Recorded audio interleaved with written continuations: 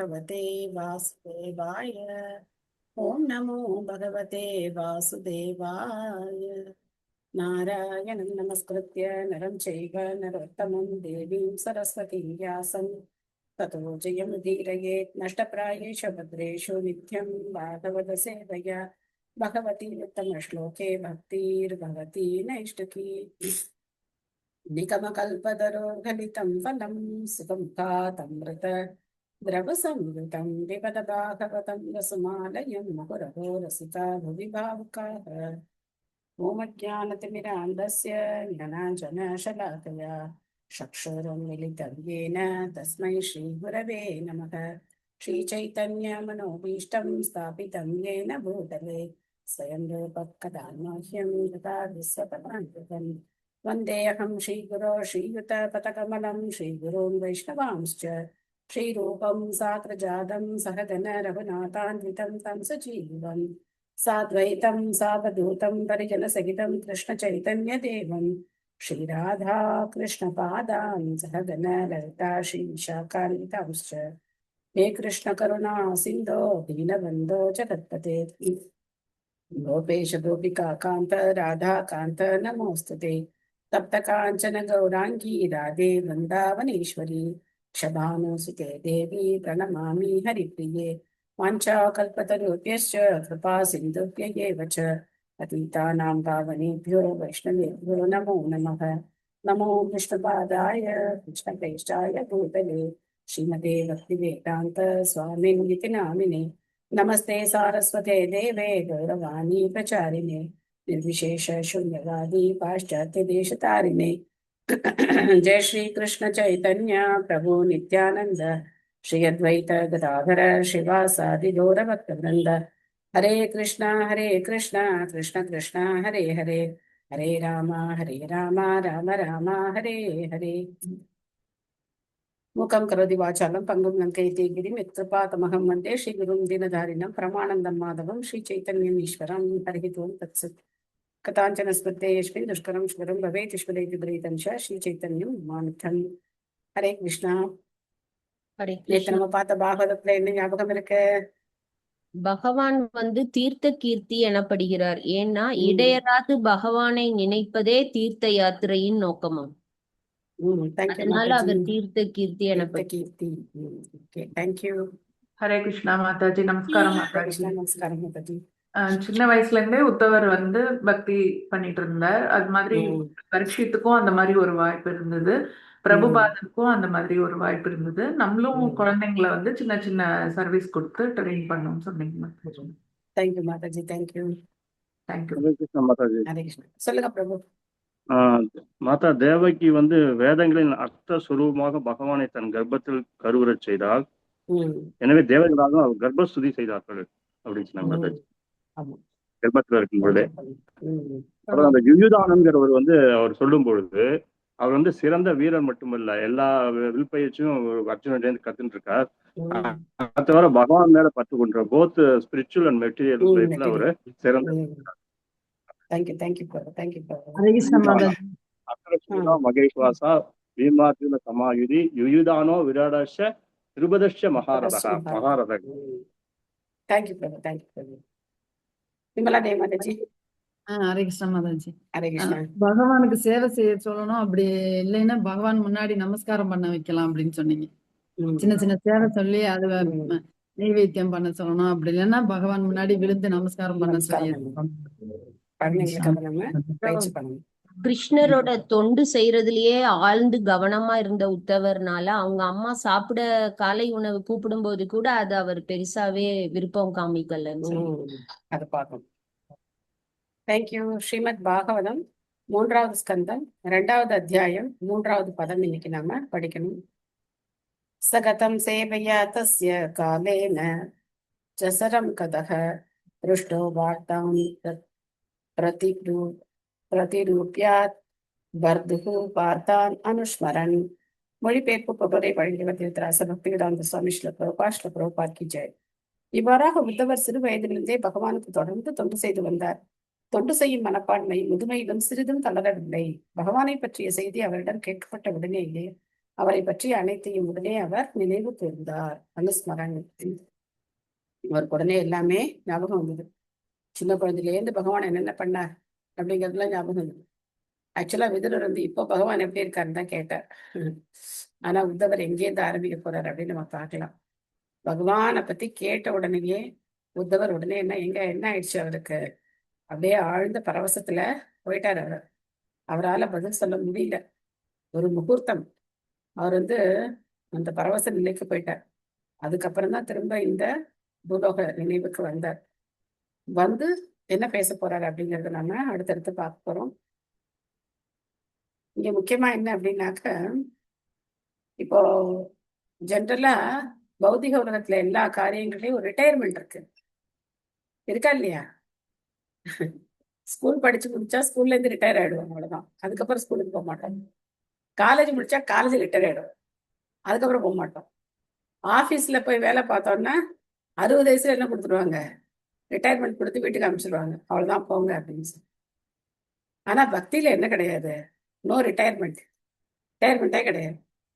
தொடர்ந்து என்ன பண்ணிட்டு இருக்கலாம், பகவானுக்கு சேவை செய்துட்டே இருக்கலாம். நம்ம ஏற்கனவே பார்ப்போம், ஞானிகள் கூட முக்தி அடைஞ்சதுக்கு அப்புறம் அவங்களுடைய பக்தியை நிறுத்திடுவாங்க.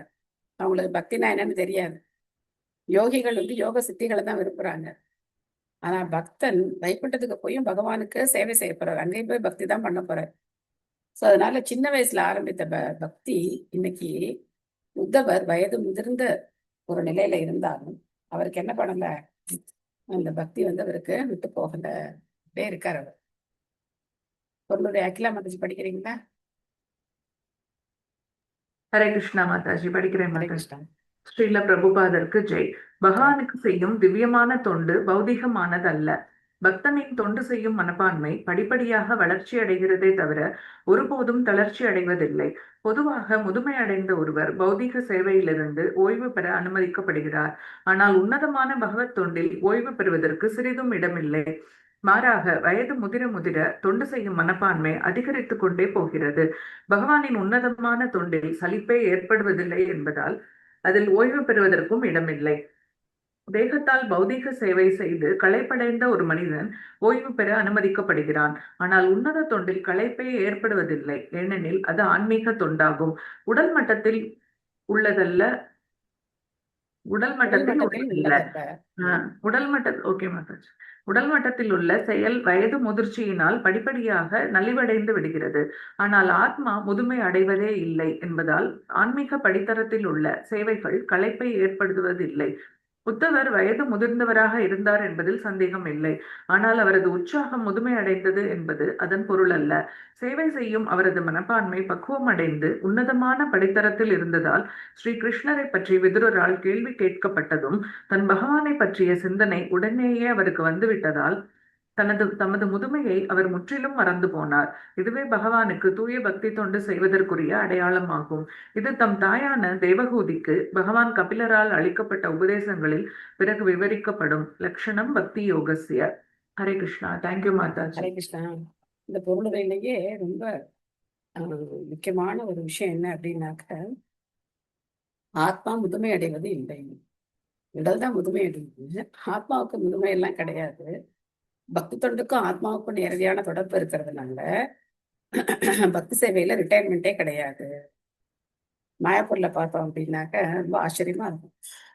வயதானவங்க தான் அந்த சேவையை தொடர்ந்து செஞ்சுக்கிட்டே இருக்காரு, எப்பயில இருந்து செய்யறாங்களோ. ஒரு பக்தர் இருக்கார், அவர் இன்னும் ரொம்ப வயசானவர், அவரை பார்த்தாலே தெரியும் ரொம்ப வயதானவர்னு தெரியும். ஆனா அந்த பூஷணிக்காய் தலையில தூக்கி வச்சுக்கிட்டு 4 கீரை பறிச்சுக்கிட்டு அவர் ஹரே கிருஷ்ணா பாடிக்கிட்டு அதை கிச்சனுக்கு கொண்டு போகும்போது உலகத்திலே அவரை விட சந்தோஷமானவங்க யாருமே கிடையாது. இப்படி ஒரு உற்சாகத்தோட அவர் வந்து ராதா மாதவருக்கு அந்த பூஷணிக்காய் தலையில தூக்கி வச்சுக்கிட்டு அந்த அங்க நிறைய கீரை சமைப்பாங்க. வெஸ்ட் பெங்கால்ல வந்து அவங்களுக்கு கீரை தான், எல்லா கீரையும் சமைப்பாங்க, வேப்பலையும் சமைப்பாங்க, எல்லா கீரையும் சமைப்பாங்க அவங்க.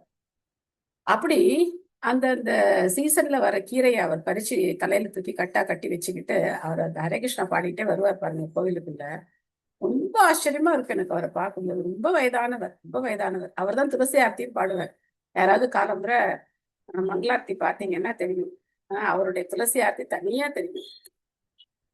கிஷுனோ அப்படிம்பார், கிஷுனோ கிஷுனோ அப்படின்னு பாடுவார் அவர். ஸோ அப்படி அவர் வந்து ரொம்ப உற்சாகமா பகவத் சேவையில ஈடுபட்டிருக்கார். அதே மாதிரி ஒரு மாதாஜி இருக்காங்க, அவங்க நடைக்கு நம்மளால ஈடு கொடுக்கவே முடியாது. இங்க ஒரு கால் அங்க ஒரு கால் வச்சு போயிட்டே இருப்பாங்க அவங்க. அவங்க தான் வந்து துளசி ஆர்த்தி முடிஞ்சு அந்த தீபாராதனையை எல்லாருக்கும் காட்டுவாங்க. ஸோ அவங்களும் வயதானவங்க. அதே மாதிரி ஒரு பக்தர் இருக்கார், அவரும் வயதானவர். அவர் பார்த்தீங்க அப்படின்னாக்கா ஹரிபோல் சொல்லும்போது குதிக்காம இருக்கவே மாட்டார். எனக்கு அவர் குதிக்கிறத பார்த்தா எனக்கு ஆசையா இருக்கும். கரெக்டா வந்து ஹரிபோல் சொல்லும்போது அழகா குதிச்சுட்டே இருப்பார். ஹரிபோல் ஹரிபோல் ஹரிபோல் குதிச்சுட்டே இருப்பார். அப்போ பக்திக்கு வயது கிடையாது, பக்தி சேவைக்கு வயதெல்லாம் கிடையாது. பகவானுக்கு தொண்டு செய்யணும் அப்படின்னு நினைச்சோம் அப்படின்னாக்க எந்த வயசுல வேணா உற்சாகமா நம்ம என்ன செய்யலாம், பகவத் சேவையில ஈடுபடலாம். சமுகூர்த்தம் அபூத்தூஷ்ணிம் கிருஷ்ணாங்கிரி சுதயா பிரச்சம் தீவிரேன பக்தி யோகேன நிமக்ன சாது நிவத்தக.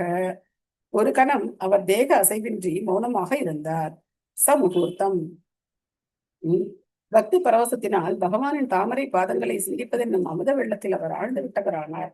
மேலும் அந்நிலையில் அவர் இன்னும் ஆழ்ந்து செல்வது போல் காணப்பட்டார். சோ இந்த கண நேரம் அப்படிங்கிறது தான் 45 நிமிஷம்னு ஆச்சாரியர்கள் சொல்றாங்க. அப்படியே மௌனமாயிட்டார், அவரால் பேசவே முடியல. இந்த என்ன சொல்றது, உணர்ச்சி பெருக்கு. பக்தியில வந்து அவர் வந்து அந்த ஆனந்த பரவசத்துல மூழ்கினதுனால அவருக்கு அடுத்து என்ன வார்த்தை அவருக்கு வந்து அது வரவே இல்லை அப்படிங்கறத நம்ம பார்ப்போம். விமலா தேவி மதிச்சு படிக்கிறீங்களா? ஹரே கிருஷ்ண மாதாஜி. ஹரே கிருஷ்ணன். ஸ்ரீல பிரபுபாதருக்கு ஜெய். கிருஷ்ணரை பற்றி விதுரர் கேள்வி கேட்டதும் ஆழ்ந்த உறக்கத்திலிருந்து விழித்தெழுந்தவர் போல் காணப்பட்ட உத்தவர் பகவானின் பத்ம பாதங்களை மறந்ததாக வருத்தப்படுவது போல் தெரிந்தது. இவ்வாறாக பகவானின் தாமரை பாதங்களை மீண்டும் நினைவு கூர்ந்த அவர் தாம் பகவானுக்கு செய்த உன்னத அன்பு தொண்டுகளையும் நினைவு கூர்ந்தார். இதனால் பகவானின் முன்னிலையில் அவர் பெற்று வந்த அதே பரவச நிலையை இப்பொழுதும் பெற்றார். பகவான் பரமபுருஷர் என்பதால் அவரை நினைப்பதற்கும் அவர் முன் இருப்பதற்கும் எவ்வித வேறுபாடும் இல்லை. இவ்வாறாக உத்தவர் கண நேரம் முற்றிலும் மௌனமானார். ஆனால் பிறகு பரவச நிலையில் இன்னும் ஆழ்ந்து செல்வது போல் காணப்பட்டார். மிகவும் முன்னேற்றமடைந்த பகவத் பக்தர்களால் பரவச உணர்ச்சிகள் வெளிப்படுத்தப்படுகின்றன. உடலில் ஏற்படக்கூடிய 8 வகையான பரவச நிலைகள் உள்ளன.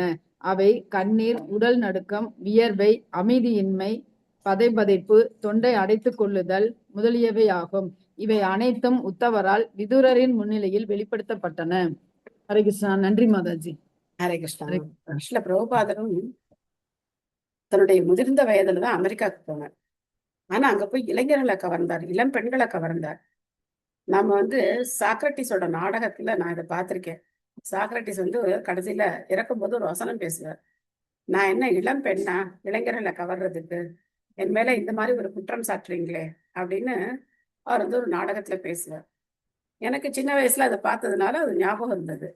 ஆனா ஸ்ரீல பிரபுபாதர் உண்மையிலேயே எல்லா ஆத்மாக்களையும் கவர்ந்தார். அவருடைய வயது முதிர்ந்த பருவத்துல அவர் வந்து அமெரிக்காவுக்கு போனார். உலகம் முழுக்க சுற்றுப்பயணம் செய்தார். 14 தடவை இந்த பூமியை சுத்தி வந்தார். அப்படி வந்து எல்லா நாட்டு மக்களையும் கவர்ந்தார். இந்த நாட்டு மக்கள் அந்த நாட்டு மக்கள்னு இல்லாம எல்லா நாட்டு மக்களையும் ஸ்ரீல பிரபுபாதர் கவர்ந்தார். அப்போ பிரபுபாதர் சொல்ற, சில சமயங்கள்ல உங்க எல்லாரையும் விட நான் வந்து வயதுல முதிர்ந்தவன், ஆனா நான் என்ன செய்யறேன், உங்க எல்லாரையும் விட அதிகமா நான் வேலை செய்யறேன் அப்படின்னு பிரபுபாதர் சொல்லுவேன். நீங்க எல்லாம் இளைஞர்கள். ஒரு தடவை ஃப்ளைட்ல போயிட்டு இருக்கும்போது எல்லாம் இப்படி உட்காந்துட்டாங்களாம். இப்படி உட்காந்து எல்லாம் தூங்க ஆரம்பிச்சிட்டாங்களாம். பிரபுபாதர் சொன்னார், இது என்னது இது, நீங்க எல்லாம் இளைஞர்கள், இப்படி உற்சாகமா இருக்கணும் நீங்க அப்படின்னு சொல்லி பிரபுபாதர் சொல்லுவாராம். அந்த மாதிரி ஏன்னா பக்தியினுடைய ஆழ்ந்த நிலையில அவங்களுக்கு உடல் அப்படிங்கிறது ஒரு பொருட்டே கிடையாது. அந்த சாதனம், உடல் அப்படிங்கிறது ஒரு சாதனம். அதை அவங்க முழுஷ என்ன பண்றாங்க, பகவத் சேவையில ஈடுபடுத்துறாங்க. சோ இந்த பல நிலைகள், அஷ்ட சாத்விக பாவம் அப்படின்னு சொல்றது. அஷ்ட சாத்விக பாவம். இப்போ சாதாரணமா சாமி ஆடுறவங்களும் இதே மாதிரி பண்றாங்க. வேப்பலெல்லாம் சாப்பிடுவாங்க, அப்படி குதிப்பாங்க. சோ அதெல்லாம் அஷ்ட சாத்விக பாவம் எல்லாம் கிடையாது. இதையும் அதையும் நம்ம ஒன்னா போட்டு குழப்பிக்க கூடாது. ஏன்னா இதை நம்ம நிறைய பார்த்து நமக்கு அனுபவம் இருக்கு. கோவில் எல்லாம் பார்த்தோம் அப்படின்னாக்க கற்பூரத்தை அப்படியே அப்படி முழுங்குவாங்க, வேப்பலை சாப்பிடுவாங்க. சோ அதெல்லாம் கிடையாது. இது உண்மையிலேயே பக்தியில வரக்கூடிய உன்னதமான பாவநிலைகள். புலகோர் பின்ன சர்வாங்கோ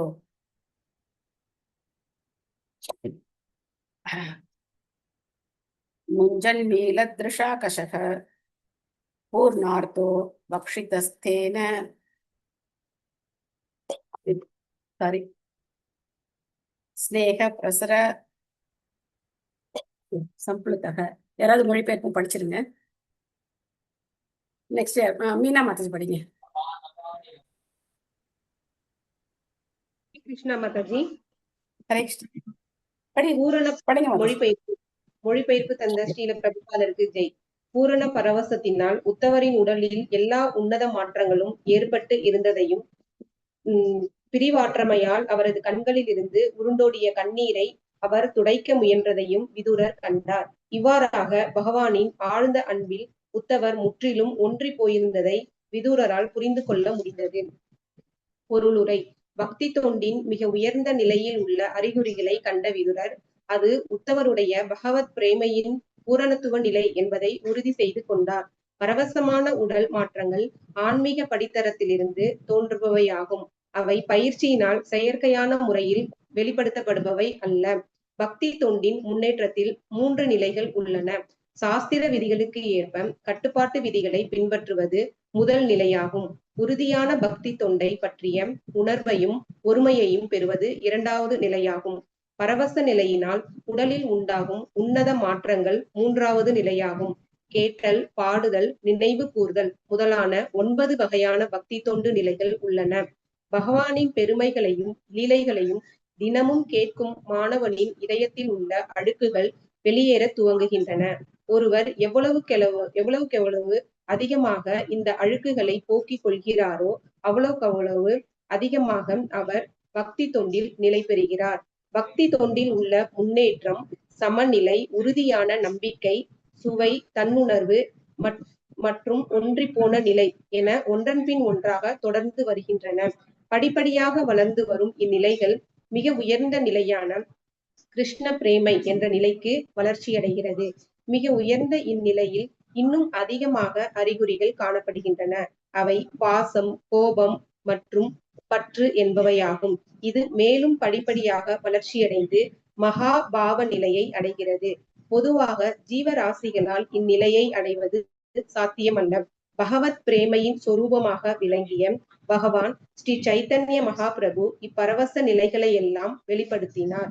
பகவான் ஸ்ரீ சைத்தன்ய மகாபிரபுவின் தலைமை சீடரான ஸ்ரீல ரூப கோஸ்வாமியால் இயற்றப்பட்ட பக்தி ரசாமிருத சிந்து என்ற நூலில் உத்தவரை போன்ற தூய பக்தர்களால் காட்டப்படும் உன்னதமான இந்த அறிகுறிகள் எல்லாம் முறையாக விவரிக்கப்பட்டுள்ளன.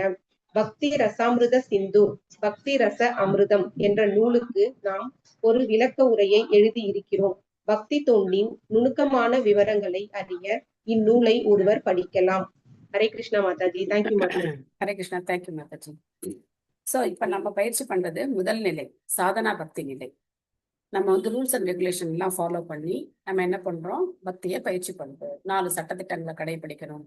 டெய்லி ஹரே கிருஷ்ண மகாமந்திரம் 16 மாலை சொல்லணும். ஏகாதசி விரதம் கடைபிடிக்கணும். இன்னைக்கு துவாதசி, நம்ம இன்னைக்கு துவாதசி அன்னைக்கு பகவானுக்கு நிவேதனம் பண்ணி தானிய உணவுகளை இன்னைக்கு நாம பிரசாதமா எடுத்துக்கிட்டோம். சோ இந்த மாதிரி சட்டத்திட்டங்களை பயிற்சி பண்ணி பக்தியை பயிற்சி பண்றது அப்படிங்கிறது சாதனா பக்தி அப்படின்னு சொல்லப்படுற முதல் நிலை. இந்த சாதனா பக்திய ஒருத்தர் சரியா கடைபிடிச்சாங்க அப்படின்னா அவங்க ராக பக்தி நிலைக்கு போகலாம். அதுக்கப்புறம் ராகானுக பக்தி, இந்த மாதிரி எல்லாம் இருக்கு.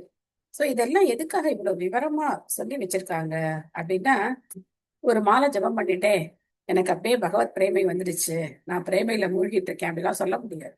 அதுக்கு உண்டான அறிகுறிகள் இருக்கு. அதுக்குண்டான அறிகுறிகள் எல்லாம் ஆச்சாரியர்கள் விளக்கமா சொல்லிட்டு போயிருக்காங்க. இது பாக்குறதுக்கு செயற்கையா இருக்கிற மாதிரி இருக்கும். ஏன்னா இப்போ ஒரு குழந்தை மேல அம்மாவுக்கு இருக்கிற பாசத்தை என்ன பண்ண முடியாது, எழுதிலாம் வைக்க முடியாது. எனக்கு இந்த மாதிரி எல்லாம் ஆகுது குழந்தைய பார்த்தா அப்படின்னா சொல்ல முடியாது. ஆனா எதுக்காக பக்தியில இந்த மாதிரி எல்லாம் குறிப்பு வச்சுட்டு போயிருக்காங்க ஆச்சாரியர்கள், எதுக்காக இதெல்லாம் சொல்லியிருக்காங்க அப்படின்னாக்க, போலியா நம்ம என்ன பண்ணக்கூடாது, உயர்ந்த நிலைக்கு போனதா காட்டிக்க கூடாது. அப்படி காட்டிக்கிறவங்கள்ட்ட போய் நம்ம ஏமாந்து போகவும் கூடாது. அதனால இது சிஸ்டமேட்டிக்கா சயின்டிபிக்கா இந்த பக்தி எப்படி பயிற்சி பண்றது அப்படிங்கிறது சொல்லப்பட்டிருக்கு. மகாபாவா, இந்த மகாபாவ நிலை வந்து ஜீவராசியால அடைய முடியாது அப்படின்னு ஸ்ரீல பிரபுபா சொல்லியிருக்காரு. அந்த நிலையில இருக்கிறவங்க தான் யாரு அப்படின்னாக்கா ஸ்ரீமதி ராதாராணி. ஸ்ரீமதி ராதாராணி இந்த உன்னதமான பரவச நிலையில எப்பவும் இருக்காங்க. அதனாலதான் அவங்களுக்கு பகவான் மேல கோபம் வருது, பாசம் வருது, சண்டை போட்டுக்கிறாங்க, எல்லா லீலைகளும் நடக்குது. காரணமே இந்த உன்னத ஆனந்த பரவச நிலையில அவங்க இருக்காங்க. சைத்தன்ய மகாபிரபுவும் இதே பாவங்களை வெளிப்படுத்தி இருக்கார். சைத்தன்ய சரிதாமிர்தத்துல அந்தியலீலா, அந்தியலீலா அதாவது அவருடைய கடைசி லீலை, அந்தியனா முடிகிற லீலைகள். அப்ப பார்த்தோம் அப்படின்னாக்க ஒரு குன்றை பார்த்தா கூட அவருக்கு வந்து அது கோவர்த்தன் மாதிரி தெரியும். எங்கேயாவது தண்ணியை பார்த்தான்னா அவருக்கு யமுனா மாதிரி தெரியும். ஒரு தடவை என்ன பண்ணார், யமுனையும் நினைச்சு விடுவிடுன்னு ஓடி போய் பூரி கடல்ல போய் விழுந்துட்டார். சோ அப்போ அவரை வந்து ஒரு மீனவன் வலையில போய் மாட்டிக்கிட்டார். அப்படி அந்த மீனவன் என்ன நினைச்சா, அவரை பார்த்து ஒரு பேய் நினைச்சிருக்கான் மகாபிரபுவை பார்த்து. அவனுக்கு வந்து கிருஷ்ண பிரேமை வந்தது. அந்த மீனவனுக்கு கிருஷ்ண பிரேமையை கொடுத்தார். அவன் வந்து பேய் பிடிச்சவன் மாதிரி நடந்துக்கிட்டான். அவனுக்கு தெரியல தனக்கு வந்து பகவான் மேல அந்த பக்தி வந்திருக்குங்கிறதே அவனுக்கு தெரியல. சில சமயங்கள்ல சைத்தன்ய மகாபிரபுடைய கை கால்கள் எல்லாம் அப்படியே நீண்டு போயிடும், கைகள் எல்லாம் நீண்டு போயிடும் பக்தியில. எப்படி ஜெகநாதருக்கு கையெல்லாம் சுருங்கி கண்ணெல்லாம் பெருசாச்சோ, மகாபிரபுக்கு கையெல்லாம் நீண்டு போயிடும், இந்த ஜாயிண்ட் எல்லாம் விட்டு போயிடும். சோ அந்த மாதிரி எல்லாம் இருக்கு பாவங்கள்ல. அதெல்லாம் வந்து மிக உன்னதமான பாவ நிலைகள். சோ அந்த பாவ நிலைகள் எல்லாம் நம்மளால அடைய முடியாது. அட்லீஸ்ட் நம்ம என்ன பண்ணணும், நம்ம சாதனா பக்தியை ஒழுங்கா பயிற்சி பண்ணணும். நம்ம சாதனா 4 சட்டத்திட்டங்களை கரெக்டா ஃபாலோ பண்ணி 16 மாலை ஜபம் பண்ணி நம்ம சாதனா பக்தியை நம்ம ஒழுங்கா பயிற்சி பண்ணணும்.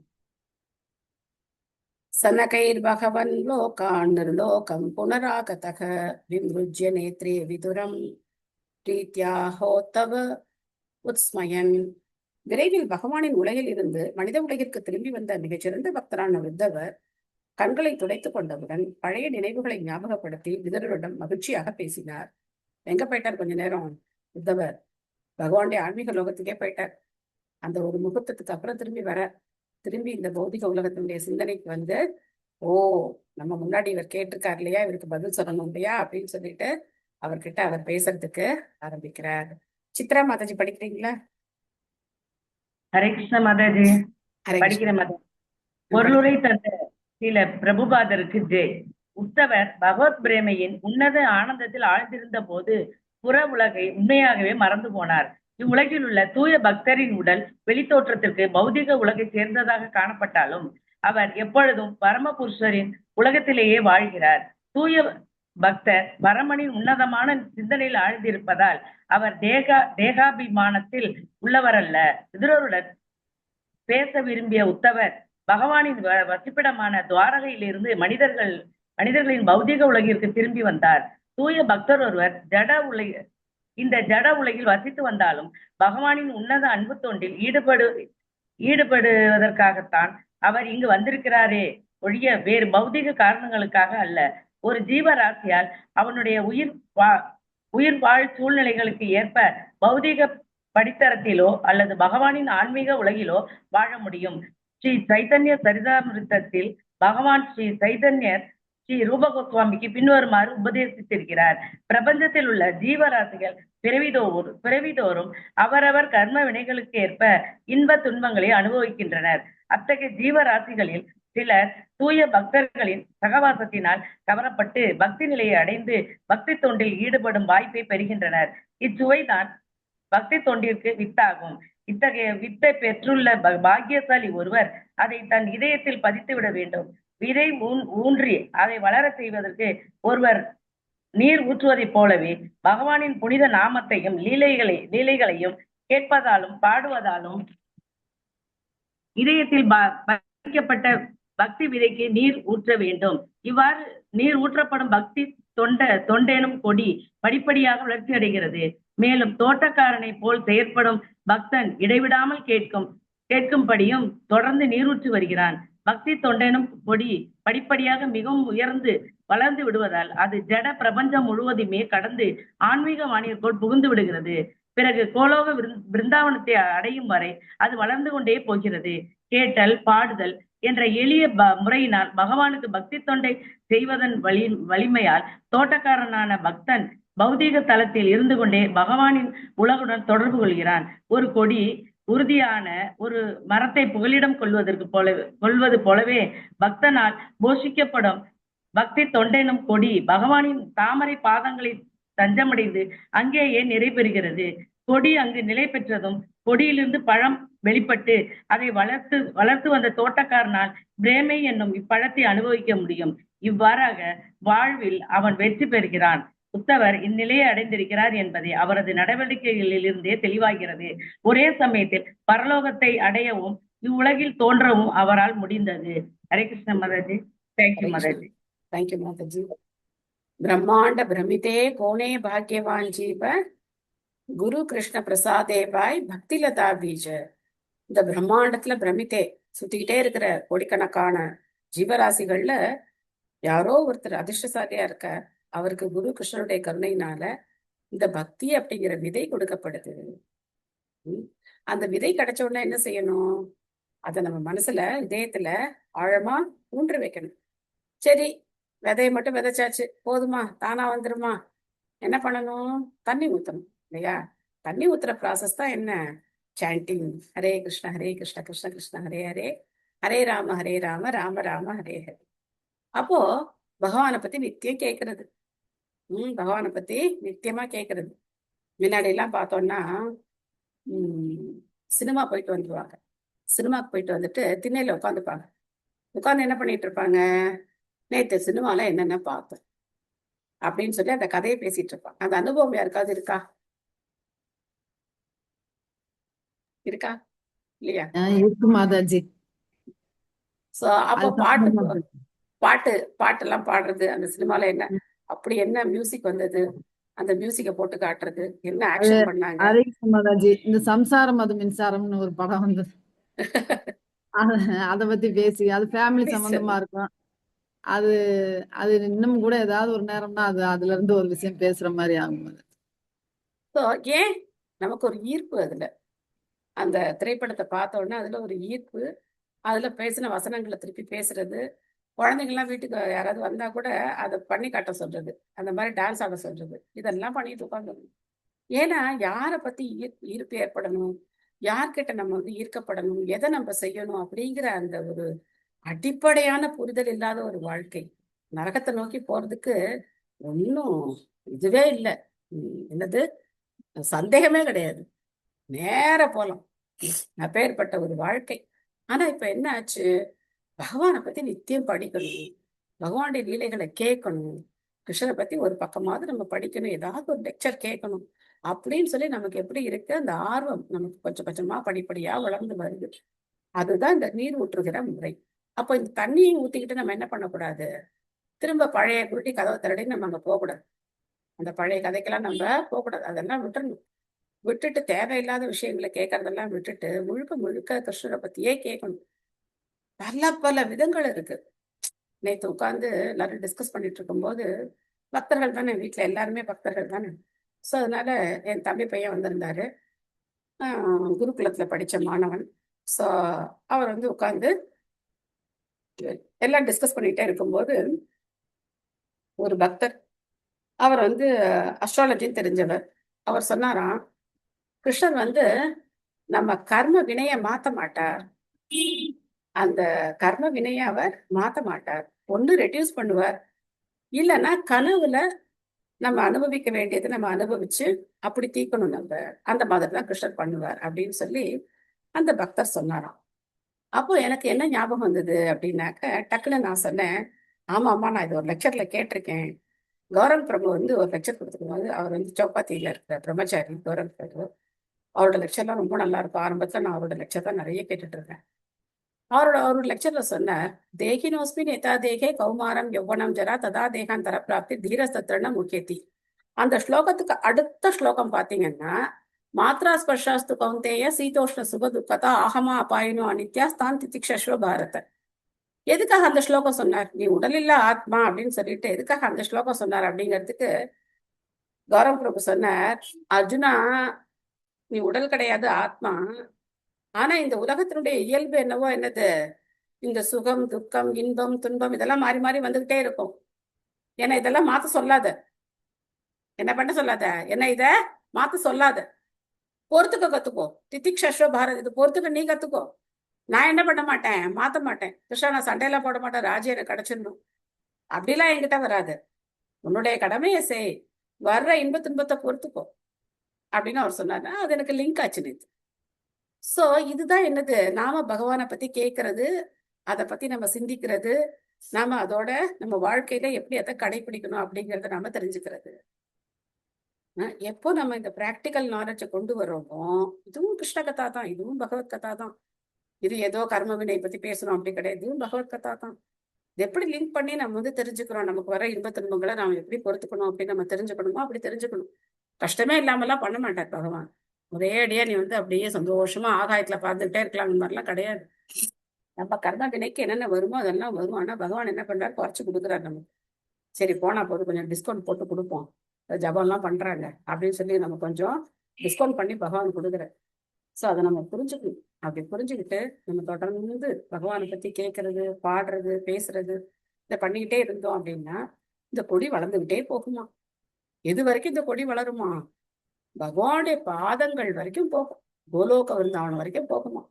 அங்க போய் பூ பூத்து காய் காய்ச்சு அந்த காய் பழமாகி அதுதான் கிருஷ்ண பிரேமையா நமக்கு கிடைக்கும். அப்போ இதெல்லாம் பாசிபிளா அப்படின்னு நமக்கு சந்தேகம் வரலாம், இதெல்லாம் நடக்குமா அப்படின்னு நமக்கு சந்தேகம் வரலாம். நமக்கு முன்னாடி எத்தனை பக்தர்கள் பிரேமையில மூழ்கி இருக்காங்க, எத்தனை மூத்த பக்தர்கள் இருக்காங்க, எப்படி டெடிகேட் பண்ணி அவங்க எல்லாம் வந்து இந்த மாதிரி சேவை செஞ்சுட்டே இருக்காங்க. சோ அவங்கள பார்த்து நம்ம என்ன பண்ணணும், நம்ம உற்சாகமா நம்மளுடைய பகவத் பக்தியில தொடர்ந்து ஈடுபடணும். அதான் ரொம்ப முக்கியம். ஒரே நாள்ல நடந்துறாரு, ஒரே நாள்ல நம்ம இதை அடைய முடியாது. தொடர்ந்து முயற்சி தேவை, தொடர்ந்து முயற்சி பண்ணிட்டே இருக்கும். தேங்க்யூ மாதாஜி. உத்தவர் பேச போறார். உத்தவ உவாச்ச கிருஷ்ண தியுமணி நிம்லோச்சே கீர்ணேஷு அஜகரேனஹ கிம் தூனஹ குச்சலம் ப்ரூயாம் தத ஸ்ரீ கிருஹேஷகம். ஸ்ரீ உத்தவர் கூறினார், விதுரரே, உலக சூரியனான கிருஷ்ணன் மறைந்து விட்டார். எங்கள் வீடு காலம் என்னும் மலைப்பாம்பால் விழுங்கப்பட்டு விட்டது. எங்கள் குலத்தவரின் நலத்தை பற்றி நான் என்ன சொல்லட்டும். உத்தவருக்கு எவ்வளவு வருத்தம். பகவான் வந்து இவரை விட்டுட்டு என்ன பண்ணிட்டார், அவர் வந்து தன்னுடைய கோலோகத்துக்கு கிளம்பி போயிட்டார். உத்தவரை இங்க இருக்க சொல்லிட்டு, முக்கியமான கடமை உனக்கு இருக்கு, அந்த கடமையை நீ செய்யணும் அப்படின்னு சொல்லிட்டு அவர் கிளம்பி போயிட்டார். அதனால இங்க சொல்ற, அவர் கிளம்பி போனதுக்கு அப்புறம் எங்களுக்கு என்ன இருக்கு அப்படின்னு வந்து அவர் சொல்றார். மல்லிகா மார்க்ஸ் படிக்கிறீங்களா?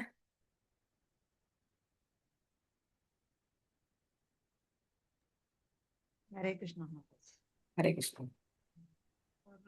ஸ்ரீல பிரபுபாதருக்கு ஜெய். ஸ்ரீல விஸ்வநாத சக்கரவர்த்தி தாகூரரின் கருத்துப்படி கிருஷ்ண சூரியனின் மறைவு பின்வருமாறு விளக்கப்படுகிறது. சிறந்த யது வம்சமும் தமது சொந்த குலமான குரு வம்சமும் அழிந்ததை பற்றிய செய்தியை கேட்ட விதுரர் பெருந்துக்கத்தினால் பீடிக்கப்பட்டார். விதுரரின் துக்கத்தை உத்தவர் புரிந்து கொண்டார். எனவே சூரியன் மறைந்ததும் எல்லோரும் இருளில் அகப்பட்டு கொண்டனர் என்று கூறி முதலில் அவருக்கு அனுதாபம் காட்ட விரும்பினார். துக்கமெனும் இருளில் உலகம் ஆழ்ந்து விட்டதால் விதுரராலோ உத்தவராலோ அல்லது வேறொருவராலோ மகிழ்ந்திருக்க முடியாது. உத்தவரும் விதுரரை போலவே பெரும் துக்கத்தில் ஆழ்ந்திருந்தார். அவர்களுடைய நலனை பற்றி கூறுவதற்கு வேறொன்றும் இல்லை. கிருஷ்ணரை சூரியனுக்கு ஒப்பிடுவது மிகவும் பொருத்தமாக உள்ளது. சூரியன் அஸ்தமித்த உடனேயே இருள் தானாக சூழ்ந்து கொள்கிறது. ஆனால் பொதுமக்களால் உணரப்படும் இருள் சூரியன் உதயமாகும் போதோ அல்லது மறையும் போதோ அதை பாதிப்பதில்லை. பகவான் ஸ்ரீ கிருஷ்ணரின் தோற்றமும் மறைவும் அந்த சூரியனை போன்றதாகும். எண்ணற்ற பிரபஞ்சங்களில் அவர் தோன்றி மறைகிறார். ஒரு குறிப்பிட்ட பிரபஞ்சத்தில் அவர் இருக்கும் பொழுது அப்பிரபஞ்சத்தில் பூரண ஆன்மீக ஒளி வீசுகிறது. ஆனால் அவர் விட்டு செல்லும் பிரபஞ்சத்தை இருள் சூழ்ந்து கொள்கிறது. ஆயினும் அவரது லீலைகள் நித்தியமானவையாகும். சூரியன் கிழக்கு அல்லது மேற்கு வானில் எப்பொழுதும் இருந்து கொண்டே இருப்பதைப் போலவே பகவானும் ஏதாவது ஒரு பிரபஞ்சத்தில் எப்பொழுதும் இருந்து வருகிறார். சூரியன் இந்தியாவில் அல்லது அமெரிக்காவில் எப்பொழுதும் இருக்கிறது. ஆனால் சூரியன் இந்தியாவில் இருக்கும் பொழுது அமெரிக்காவில் இருள் சூழ்ந்து கொள்கிறது. சூரியன் அமெரிக்காவில் இருக்கும் பொழுது இந்தியாவில் இருள் சூழ்ந்து கொள்கிறது. சூரியன் காலையில் ஒரு அரைக்கோளத்தில் உதயமாகி படிப்படியாக தீர்க்க ரேகையை உச்சியை அடைந்து பிறகு மீண்டும் அஸ்தமிக்கிறது. அதே சமயம் மற்றொரு அரைக்கோளத்தில் அது உதயமாகிறது. அதே போலவே ஒரு பிரபஞ்சத்திலிருந்து பகவான் ஸ்ரீகிருஷ்ணர் மறையும் அதே சமயத்தில் வேறொரு பிரபஞ்சத்தில் அவரது லீலைகள் துவங்குகின்றன. இப்பிரபஞ்சத்தில் ஒரு லீலை முடிவுற்றதும் அதன் வேறொரு பிரபஞ்சத்தில் தோன்றுகிறது. இவ்வாறாக பகவானின் நித்திய லீலைகள் முடிவின்றி நிகழ்ந்து கொண்டே இருக்கின்றன. 24 மணி நேரத்திற்கு ஒரு முறை சூரியோதயம் நிகழ்கிறது. அதே போலவே ஒவ்வொரு பிரபஞ்சத்திலும் உள்ள பிரம்மாவின் ஒரு பகற்பொழுதிற்கு ஒரு முறை பகவான் ஸ்ரீ கிருஷ்ணரின் லீலைகள் நிகழ்கின்றன. பிரம்மாவின் ஒரு பகல் 433 கோடி சூரிய ஆண்டுகள் என்று பகவத்கீதை குறிப்பிடுகிறது. ஆனால் வேதங்களில் குறிப்பிடப்பட்டு உள்ளதை போல் பகவான் எங்கிருந்தாலும் அவரது வெவ்வேறு லீலைகள் குறிப்பிட்ட காலங்கள் நிகழ்கின்றன. சூரியன் அஸ்தமிக்கும் பொழுது பாம்புகள் சக்தி பெறுகின்றன, திருடர்கள் உற்சாகம் அடைகின்றனர், பேய்கள் சுறுசுறுப்படைகின்றன, தாமரை விகாரம் அடைகிறது மற்றும் சக்கரவாகம் என்ற பறவை வருந்துகிறது. அதே போலவே பகவான் ஸ்ரீ கிருஷ்ணர் மறையும் பொழுது நாசியங்கள் உற்சாகம் அடைகின்றனர், பக்தர்கள் வருத்தப்படுகின்றனர். ஹரே கிருஷ்ணன். தேங்க்யூ மாதாஜி. சோ எதுக்காக சூரியனோட கம்பேர் பண்ணி சொல்றாரு புரியுது இல்லையா? சூரியன் எப்பவுமே நிலையா இருக்கார். ஒரு அரைக்கோளத்தில் தெரியும் போது நமக்கு இந்த பக்கம் தெரியறது இல்ல, ஆனா இங்க தெரியும் போது அந்த பக்கம் தெரியறது இல்ல. ஆனா சூரியன் எப்பவுமே நிலைத்து வானத்துல இருக்கார். அதனால்தான் பகவானுடைய தோற்றமும் மறைவும் சூரியனுக்கு ஒப்பிட்டு சொல்லப்படுது. ஒரு பிரபஞ்சத்துல பகவானுடைய லீலை முடியுது அப்படின்னா இன்னொரு பிரபஞ்சத்துல பகவானுடைய லீலை அங்க ஆரம்பமாகுது. ஆக மொத்தம் தொடர்ந்து, அதனால்தான் அவர் நித்திய லீலா புருஷர். எப்பவுமே தொடர்ந்து அவருடைய லீலைகள் நடந்துகிட்டே இருக்கும். சோ காலம் என்னும் மலைப்பாம்பு அப்படின்னு இங்க ஒரு கம்பாரிசன் கொடுக்குறார் இல்லையா? இதே மாதிரி ஒரு ஸ்லோகத்தை யார் சொன்னா அப்படின்னாக்கா நாரதர் சொன்னார். முதல் காண்டத்துல நாரதர் எப்ப சொன்னார் அப்படின்னா, அருமையான ஸ்லோகம். எங்க சொன்னார்? திருதராஷ்டிரரும் காந்தாரி எல்லாரும் விதுரர் எல்லாரும் வீட்டை விட்டு போனப்புறம் யுதிஷ்டிர மகாராஜா ரொம்ப வருத்தமா இருந்தார் இல்லையா? அப்போ நாரதர் அவருக்கு உபதேசம் பண்ணும்போது ஸ்லோகத்தை சொல்றார். கால கர்ம குணாதீனோ தேகோ எம் பாஞ்ச பௌதிக கதம் மன்யாம் ஸ்துகோபாயே சர்ப்பகிரஸ்தோ யதாபரம். அப்போ அவர் காலத்துக்கும் பாம்புக்கும் ஒப்பிட்டு சொல்றார். சர்ப்பகிரஸ்தோ யதாபரம். ஒரு சர்ப்பத்தினுடைய வாயில நம்ம மாட்டிட்டு இருக்கும் போது நம்ம யாரை காப்பாற்ற முடியும்? உங்களால யாரையும் காப்பாற்ற முடியாது. அது மாதிரி காலம் அப்படிங்கிற சர்ப்பத்தினால நம்ம விழுங்கப்பட்டு இருக்கோம் அப்படின்னு சொன்னார். சோ இங்க அதே மாதிரி ஒரு கம்பாரிசன். எங்கள் வீடு என்னாச்சு? கால சர்ப்பத்தினால விழுங்கப்பட்டது அப்படின்னா பகவான் மறைஞ்சு போயிட்டார், எங்களால எப்படி சந்தோஷமா இருக்க முடியும் அப்படின்னு சொல்லி அவர் கேட்கிறார். எங்களுடைய நலத்தை பத்தி சொல்றதுக்கு என்ன இருக்கு அப்படின்னு சொல்லி கேட்கிறார். துர்பகோபத லோகோயம் யதவோ நிதராம் அபி ஏ சம்பசந்தோ ந விதுர் ஹரி மீனா இவோடுபம். பல கிரகங்களை உள்ளடக்கிய பிரபஞ்சம் துர்பாக்கியமானது. அதிலும் யாதவர்கள் அதிக துர்பாக்கியசாலிகள். ஏனெனில் நீரில் பிரதிபலிக்கும் சந்திரனை மீன்கள் ஒன்றாமல் தங்களை போல் ஒரு ஜந்து என்று எண்ணுவதை போல் பகவான் ஹரியுடன் வாழ்ந்தும் அவர் பரமபுருஷர் என்பதை இவர்கள் அறியவில்லை. இப்போ ஒரு கம்பாரிசன் பாருங்க. எல்லாமே இயற்கையோடு இணைந்த உவமைகள். சோ நிலவு அந்த தண்ணியில பிரதிபலிக்கும் போது அந்த மீன்கள் நினைச்சுக்குது நம்மள மாதிரி இதுவும் ஒரு மீன். அவங்களுக்கு என்ன தெரியல, இது மிக உயர்ந்த கிரகமான சந்திரன் அப்படின்னு அதுங்களுக்கு தெரியாம இதுவும் நம்மள மாதிரி ஒரு மீன் போல இருக்கு அப்படின்னு நினைச்சு அந்த நிலவோட அது விளையாடுதான். அந்த மாதிரி சாக்ஷாத் பரமபுருஷ பகவானே எங்களோட இருக்க, ஆனா நாங்க அவருடைய உயர்வை புரிஞ்சுக்காம இருந்துட்டோம். நாங்க எங்கள ஒருத்தரா அவரை நினைச்சு சாதாரணமா இருந்துட்டோம். ஆனா உண்மையிலே அப்படி கிடையாது. பக்தன் என்னைக்குமே என்ன நினைச்சுக்கிறது இல்ல, நான் பகவானுக்கு பூரணமா பக்தி பண்ணிட்டேன், கம்ப்ளீட்டா நான் ஃபுல்லா சரண்டர் ஆகி நான் முழுசா பக்தி பண்ணிட்டேன் அப்படிலாம் பக்தன் நினைக்கிறது இல்லை. எவ்வளவு பக்தி பண்ணாலும் பக்தனுக்கு என்ன இருக்கு? ஒரு குறை இருந்துகிட்டே இருக்கு. நான் சரியா பண்ணல, நான் சரியா பண்ணல, நான் சரியா பண்ணல. இந்த மாதிரி ஒரு மனோபாவமா தான் இதை எடுத்துக்கணுமே தவிர எப்படி எடுத்துக்கூடாது, அப்படியே எடுத்துக்கூடாது. சோ இப்ப நரோத்தம தாஸ் தாக்கூர் பாடுற மோஷமா பதீதா பிரபு அப்படின்னு பாடுற. நான் தான் இருக்கிறதுலே மோசமானவன் அப்படின்னு அவர் பாடுறார். பாடா இவர் என்ன மாதிரி ஆச்சாரியார், இவர் போய் ஆச்சாரியார் சொல்றாங்களே இவரே சொல்றாரு நான் ரொம்ப மோசமானவன், அப்படி அந்த அர்த்தத்தை நம்ம என்ன பண்ணக்கூடாது, அப்படி எடுத்துக்கூடாது. இவர் என்ன சொல்றாரு அப்படின்னாக்க, தன்னுடைய உயர்ந்த நிலையெல்லாம் விட்டுட்டு நான் இருக்கிறதே நான் தான் தாழ்ந்தவன், எனக்கு முதல்ல உங்க கருணையை கொடுங்க அப்படிங்கிறார். ஏன்னா நீங்க எதுக்கு வந்திருக்கீங்க, பதித்த பாவனை, யார் இருக்கிறதுலே ரொம்ப மோசமானவங்களோ அவங்கள காப்பாத்த வந்திருக்கீங்க, அதனால நான் தான் இருக்கிறதுலே ரொம்ப மோசமானவன், உங்க கருணை எனக்கு தான் வேணும் அப்படின்னு சொல்லி அவர் அப்படி அந்த பக்கம் போறார். நம்ம அதை படிச்சுட்டு இப்படி நினைக்க கூடாது. அதே மாதிரி பக்தி வினோத் தாக்கூர் எல்லாம் மனசிக்ஷா எல்லாம் பாடியிருக்கார்.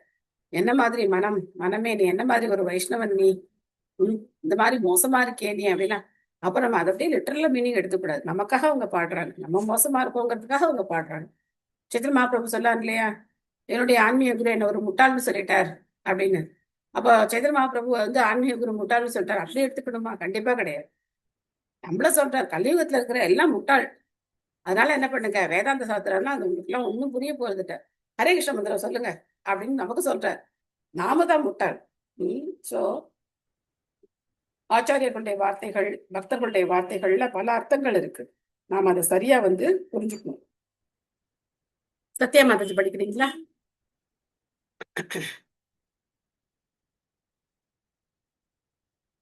ஹரே கிருஷ்ண. ஹரே கிருஷ்ண.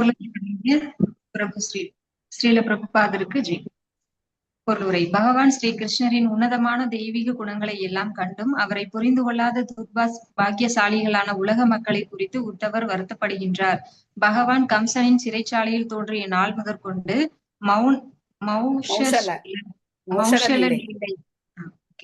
மௌஷல லீலை யது வம்சத்தின் முடிவு வரை பல அற்புத லீலைகளை அவர் நிகழ்த்திய போதிலும் உலக மக்களால் அவரை பரமபுருஷராக அறிந்து கொள்ள முடியவில்லை. பகவானுடன் நெருங்கிய தொடர்பு இல்லாத காரணத்தால் மூடர்கள் அவரை சரித்திர புகழ் பெற்ற ஒரு நாயகராக மட்டுமே கருதினர். ஆனால் பகவானின் குடும்ப அங்கத்தினர்களான யது வம்சத்தினர் அதைவிட பெரும் துர்பாக்கியசாலிகள் ஆவார். ஏனெனில் எப்பொழுதும் பரமபுருஷன் சகவாசத்திலேயே இருந்தும் அவரை அவர்களால் புரிந்து கொள்ள முடியவில்லை. உத்தவரும் தமது சொந்த துர்பாக்கியமான நிலையை குறித்து வருந்தினார். ஏனெனில் ஸ்ரீ கிருஷ்ணரை அவர் பரமபுருஷராக அறிந்த போதிலும் அவருக்கு பக்தி தொண்டு செய்யும் அரிய வாய்ப்பை அவர் நன்கு பயன்படுத்தி கொள்ளவில்லை. மற்றவர்களுடையதை போலவே தமது துர்பாக்கியமான நிலையை குறித்து அவர் வருத்தப்பட்டார். தூய பக்தர் ஒருவர் தன்னை பெரும் துர்பாக்கியசாலி என்று நினைக்கிறார். பகவானிடம் உள்ள அளவு கடந்த அன்பே இதற்கு காரணம். இது உன்னதமான விகர தாபங்களில் ஒன்றாகும். விரத மாதாஜி விரக தாபங்களில் ஒன்றாகும். சந்திரன் பாற்கடலிலிருந்து பிறந்ததாக வேத நூல்களிலிருந்து அறியப்படுகிறது. உயர் கிரகங்களில் பார்க்கடல் ஒன்று உள்ளது. அங்கு பரமாத்மாவாக ஒவ்வொரு ஜீவராசியின் இதயத்திற்குள்ளும் இருந்து கொண்டு அவர்களை கட்டுப்படுத்தும் பகவான் விஷ்ணு ஷீரோதக சாயி விஷ்ணுவாக வசிக்கின்றார். உப்பு கடலின் அனுபவத்தை மட்டுமே பெற்றுள்ளவர்களால் பார்க்கடல் இருப்பதை நம்புவதில்லை. இவர்கள் உலகம் கோ என்றும் அழைக்கப்படுவதை சற்றும் சிந்தித்து பார்க்க வேண்டும். கோ என்றால் பசு. பசுவின் மூத்திரம் உப்புத்தன்மை உடையதாகும்.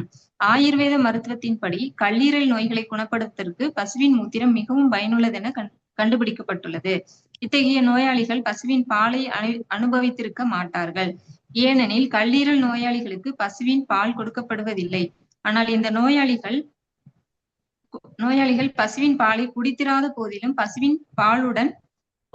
பசுவிடம் பாலும் இருப்பதை அவர்கள் அறியலாம். அதே போலவே இந்த உப்பு கடலால் சூழப்பட்டுள்ள இச்சிறிய கிரகத்தின் அனுபவத்தை மட்டுமே பெற்றுள்ளவர்களால் பார்க்கடலை காண முடியாத போதிலும் அப்படி ஒரு கடல் இருக்கிறது என்பதை வேத நூல்களிலிருந்து அறியலாம். இந்த பார்க்கடலில் இருந்தான் சந்திரன் பிறந்துள்ளது. ஆனால் பார்க்கடலில் உள்ள சந்திரன் மற்றொரு மீன் என்பதையும் தங்களிடமிருந்து அது வேறுபட்டது என்பதையும் பார்க்கடலில் உள்ள மீனால் அறிய முடிவதில்லை. மீன் சந்திரனை தங்களில் ஒன்றாக அல்லது ஒளியுள்ள ஒரு பொருளாக மட்டுமே நினைக்கிறது. பகவான் ஸ்ரீ கிருஷ்ணரை அறியாத துர்பாக்கியசாலிகள் இத்தகைய மீன்களை போன்றவர்களே ஆவார். பகவான் அசாதாரணமான செல்வம், பலம் முதலியவளை பெற்றிருந்த போதிலும் அவரை தங்களுள் ஒருவராகவே இவர்கள் கருதினர். இத்தகைய மூடர்கள் பெரும் துர்பாக்கியசாலிகள் என்று பகவத்கீதை 9.11 உறுதி செய்கிறது. அவஜானந்தி மாமூடா மானுஷம் தனும் ஆஸ்ரிதம். ஹரே கிருஷ்ணா. தேங்க்யூ மாதாஜி. தேங்க்யூ மாதாஜி. எவ்வளவு அருமையான ஒரு கம்பாரிசன் பிரபா சொல்றார். பார்க்கடலுடைய அனுபவம் நமக்கு இல்லை அப்படின்னா கூட பார்க்கடல் அப்படின்னு ஒண்ணு இருக்கு அப்படிங்கறத நம்ம வேதத்துல இருந்து படிக்கிறோம், அதை நம்ம ஏத்துக்கணும். அப்படி ஏத்துக்கல அப்படின்னாக்க இந்த கம்பாரிசன், இப்போ பசு கிட்ட 2 விஷயம் கிடைக்குது. ஒண்ணு பசுவுடைய கோமூத்திரம் கிடைக்குது, பால் கிடைக்குது. ஆனா இந்த மாதிரி கல்லீரல் நோய் இருக்கிறவங்களுக்கு பால் கொடுக்க மாட்டாங்க, அந்த கோமூத்திரத்தை வந்து குடிக்கிறதுக்கு கொடுப்பாங்க, ஆயுர்வேதத்துப்படி அப்படின்னு சொல்றாங்க. அப்போ அவங்களுக்கு பசுகிட்ட பாவம் இருக்கு அப்படிங்கிறது தெரிஞ்சுக்கணும் இல்லையா? பசு வெறும் மூத்திரம் மட்டும் தான் கொடுக்குது அப்படிங்கிறது கிடையாது. அந்த மாதிரி உப்புக்கடல் அனுபவம் நமக்கு இருக்கும்போது ஏன் பார்க்கடல் இருக்கக்கூடாது? பார்க்கடலும் ஒண்ணு இருக்கு அப்படிங்கறத நாம தெரிஞ்சுக்கணும். அந்த பார்க்கடல்ல இருந்து சந்திரன் வந்திருக்கான். ஆனா அந்த சந்திரன் தங்களோட ஒரு மீன் அப்படின்னு நினைச்சு அந்த மீன்கள் நினைக்கிற மாதிரி இவங்கெல்லாம் தூய பக்தர்கள். ஆக்சுவலா பகவானுடைய சகவாசம் ஒருத்தருக்கு கிடைக்கணும்னாலே அவர் என்ன பண்ணிருக்கணும்? பல பல பிறவிகள்ல அவங்க வந்து எத்தனையோ புண்ணியங்கள் பண்ணிருக்கிறவங்களுக்கு மட்டும்தான் பகவானுடைய நேரடியான சகவாசம் கிடைக்கும். மற்றவங்களுக்கு கிடைக்கவே கிடைக்காது. அப்படி இருக்கும்போது அவங்களுடைய அந்த வருத்தம் அப்படிங்கிறது அவங்களுடைய பக்தியினுடைய மேன்மையைத்தான் காட்டுது. சாதாரணமா மற்றவங்க தெரிஞ்சுக்கல, அது வந்து அவங்களுடைய துர்பாகியம். ராமர் இருந்த போது ராவணனுக்கு தெரியல. கொஞ்சம் வெந்நீர் குடிங்க மாதாஜி. மாதாஜி நேற்று வெயில சுத்திட்டு வந்து நல்ல ஜில்லுன்னு கொஞ்சம் தண்ணி குடிச்சிட்டேன். அப்பையில இருந்து எனக்கு இதாயிடுச்சு, நல்ல கோல்டு பிடிச்சிடுச்சு. நேற்று முந்தா நாள் வந்து நகர் சங்கீர்த்தன் வெயில்ல அலைஞ்சோம், திருப்போணத்துல நகர் சங்கீர்த்தன் அலைஞ்சோம். நேத்து ஒழுங்கா வீட்டுல இருந்திருக்கலாம், ஆனா நேத்து வந்து திரும்ப கோலமாவு வாங்கணும், அது வாங்கணும், இது வாங்கணும் அப்படின்னு சொல்லிட்டு நல்ல வெயில்ல போய் சுத்திட்டு வந்ததுனால இந்த வெயிலுக்கு வெந்நீர் கொஞ்சம் அது குடிக்கிறதுக்கு வந்து இது குடிக்கணும் போல நம்மளுக்கு இது பண்ணோம்ல, டெம்ப் பண்ணோம். ஆமா, தண்ணி குடிச்சிட்டு இருக்கிற போல இருக்கும். ஆனா த்ரோட் அஃபெக்ட் ஆயிடும். அஃபெக்ட் ஆயிடுச்சு. அதனாலதான், வேற ஒண்ணும் இல்லை. Thank you Mataji, thank you Mataji. Thank you Mataji, thank you Mataji. Hare Krishna. So அப்படி பகவானை தெரிஞ்சுக்காம இருந்தவங்க முட்டாள்கள், அவஜானந்தி மாமூடா, அவங்க முட்டாள்கள். ஆனா பக்தர்கள் இது அவங்களுடைய பக்தியினுடைய உயர்வை காட்டுது. இதை நம்ம கிளியரா இந்த வித்தியாசத்தை நம்ம புரிஞ்சுக்கணும். கம்சன் மாதிரியான அசுரர்கள் பகவானை புரிஞ்சுக்காததுக்கும் இப்ப வந்து இங்க உத்தவர் நாங்க வந்து பகவானை மிஸ் பண்ணிட்டோம் அப்படின்னு சொல்றதுக்கும் இருக்கிற வித்தியாசத்தை நம்ம கிளியரா புரிஞ்சுக்கணும். இங்கிதஜ்ஞா குரு பிரௌடா ஏகராமாஸ்ச சாத்வதாக சாத்வதாம் ரிஷபம் சர்வே பூதாவாசம் அமம்சத. எது வம்சத்தினர் அனுபவமுள்ள பக்தர்களாகவும் உடற்குறு விஞ்ஞானத்தில் நிபுணர்களாகவும் இருந்தனர். இதற்கு மேலாக பகவானின் எல்லா வகையான பொழுதுபோக்குகளிலும் அவருடனேயே எப்பொழுதும் இருந்தனர். இருப்பினும் எல்லா இடங்களிலும் வாழும் ஒரே பரம்பொருளாக மட்டுமே அவரை அவர்களால் அறிய முடிந்தது. பகவானோட லீலையில கலந்துக்கிறவங்கள்ல ரெண்டு விதமான பக்தர்கள் இருக்காங்க. ஒருத்தர் யாரு அப்படின்னா நித்திய சித்தர்கள். அவங்க பகவானோட வைகுண்ட லோகத்திலேயோ இல்லைன்னா பகவானோட கோலோக விருந்தாவனத்திலேயோ இருக்கிறவங்க பகவானோட லீலைகள்ல கலந்துக்கிறதுக்கு இங்கேயும் வர்றாங்க, அவங்களுடைய அம்சங்களா இங்க வர்றாங்க. இன்னொருத்தர் யாரு அப்படின்னா தேவர்கள். தேவர்களுடைய அம்சங்களா அவங்களும் வந்து இந்த பூமியில வந்து பிறவி எடுக்கிறாங்க. ஒரு உதாரணம் நமக்கு தெரியும் இல்லையா, விதுரர். யமதர்மராஜன் தான் விதுரரா வந்தார். இந்த மாதிரி ரெண்டு விதமான பக்தர்கள் வர்றாங்க. அதுல சில பேர் பகவான எப்படி புரிஞ்சுக்கிறாங்க அப்படின்னா பரமாத்மாவா புரிஞ்சுக்கிறாங்க. முழுஷா பரமபுருஷ பகவான் அப்படின்னு அவங்க தெரிஞ்சுக்கல, எல்லாருமே கிடையாது, சில பேர் தெரிஞ்சுக்கல. அதுதான் இங்க வந்து அவர் சொல்றாரு. சம்பூர்ண மாதாஜி படிக்கிறீங்களா? மாதாஜி. ஹரே கிருஷ்ண மாதாஜி. ஹரே கிருஷ்ண, ஹரே கிருஷ்ண. பொருளிதை வழங்கிய பக்தி வேதாந்த சுவாமி ஸ்ரீல பிரபுபாதர்க்கு ஜெய். யாதவர்கள் அனைவரும் நன்கு கற்றவர்களாகவும் மருத்துவ கல்வியில் கை தேர்ந்தவர்களாகவும் இருந்த அனுபவம் உள்ள பக்தர்களாவர். அனைத்திற்கும் மேலாக பகவானின் எல்லா வகையான பொழுதுபோக்குகளிலும் அவர்கள் அவருடனேயே இருந்தனர். இருப்பினும் அந்த ஒரு பிரம்மனை எங்கும் பரவி உள்ளவராக மட்டுமே அவர்களால் அறிய முடிந்தது. புலமையினாலோ அல்லது மனோபாவத்தினாலோ பரமபுருஷரை அல்லது பரமாத்மாவை அறிய முடியாது என்று வேதங்கள் கூறுகின்றன. நாயம் ஆத்மா பிரவச்சேன லப்யோனா மேதையா ந பகூனா சுனேதன.